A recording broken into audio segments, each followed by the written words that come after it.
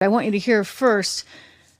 I want you to hear first from Justice Sotomayor, because she feels very strongly, right? You cannot have immunity because somehow now, like, all hell is going to break loose if they think that they have the ability to just do anything. I mean, she's kind of taking it one step too far, but I'll let her walk down this path. Let's listen to Justice Sotomayor. Can be alleged, but it has to be proven. Malum in se is a concept long viewed as appropriate in law, that there's some things that are so fundamentally evil that they have to be protected against.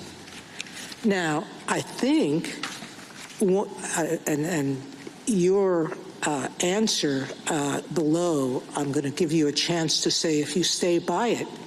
If the president decides that his rival is a corrupt person and he orders the military or orders someone to assassinate him, is that within his official acts that for which he can get immunity? It would depend on the hypothetical. Kind of seems like a stupid question, does it not? It could, and why? Because he's doing it for personal reasons. He's not doing it like President Obama is alleged to have done it, to protect the country from a terrorist. He's doing it for personal gain. And isn't that the nature of the allegations here? That he's not doing these acts in furtherance of an official responsibility. He's doing it for personal gain. I agree with that characterization of the indictment, and that confirms immunity, because the characterization is that there's a series of official acts that were done for an unlawful. No, because immunity says even if you did it for personal gain, we won't hold you responsible. How could that be? That's an extremely strong doctrine in this court's case law in cases like Fitzgerald. Well, we go back to Justice Thomas's question, which...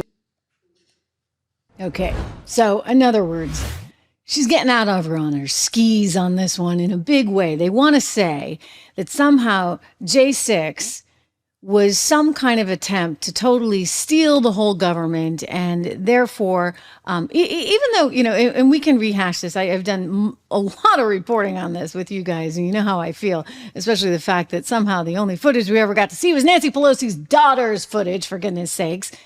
Alexandra Pelosi, yeah, she was invited inside with a camera, and then they spun that over and over and over again. CNN bought it, or maybe was given it by Alexandra, and it was treated as a CNN exclusive, and they just kept playing this in a loop over and over and over again. They didn't tell you that it was Alexandra Pelosi's daughter's footage after a while, but you're expected to believe, and only believe, that Donald Trump was out to steal the election and take the system, and then the march on Capitol Hill, etc., was all his fault, even though, of course, Nancy could have called in the National Guard, and she chose not to. So I have some pretty strong opinions on that, but they're trying to use that like they're trying to use everything to go after him. And so he's saying, well, wait a second, shouldn't I be immune from some certain things?